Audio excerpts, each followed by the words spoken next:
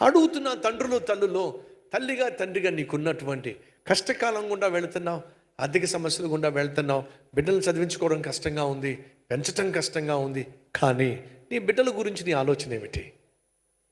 నీ బిడ్డలను దేవుడు ఏం చేయాలని ఆశపడుతున్నావో చెప్పు. ఈ కష్టకాలంలో దేవుని పట్ల నీకున్న మనస్సు ఏమిటో చెప్పు. నీ కష్టకాలంలో, ప్రభువా ఇలా చేయాలని నాకు ఆశ ఉందయ్యా, నీ సేవకు వచ్చి ఆ సేవలో బలంగా వాడబడాలని ఆశ ఉంది, కానీ నా ఆరోగ్యం సహకరించట్లా. ఆదివారం వచ్చి నీ సన్నిధిలో ఉదయం నుంచి సాయంత్రం వరకు నీ సేవలో ఏదో ఒక పని చేయాలని ఆశ ఉంది నాయన, నా ఆరోగ్యం సహకరించట్లా.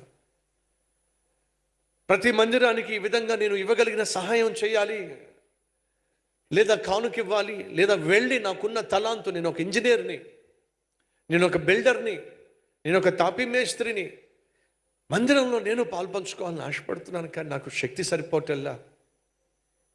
నువ్వు ఈ కష్టకాలంలో దేవునితో ఏ ఒడంబడిక చేస్తావో సహోదరి సహోదరులు, నా దేవుడు ఆ ఒడంబడికను నెరవేర్చగలిగిన శక్తి ఖచ్చితంగా ఇస్తాడు. ఈ కష్టకాలంలో ఎంతసేపు ప్రభువా నన్ను కనుకరించయ్యా, నన్ను దీవించయ్యా, నన్ను స్వస్థపరిచయ్యా, నాకు ఉద్యోగం ఇవ్వయ్యా, నాకు ఇల్లు ఇవ్వయ్యా. ప్రభు అంటాడు, దేనికోసం? నా కోసమేనయ్యా, నీకోసం కాబట్టి నువ్వు కష్టపడు. ఎప్పుడైతే నా కోసం నా కోసం నా కోసం నువ్వు అంటావో అప్పుడు దేవుడు ఏమంటావు, మరి నా సంగతి ఏమిటి? మరి నా కోసం ఏం చేస్తావు చెప్పు.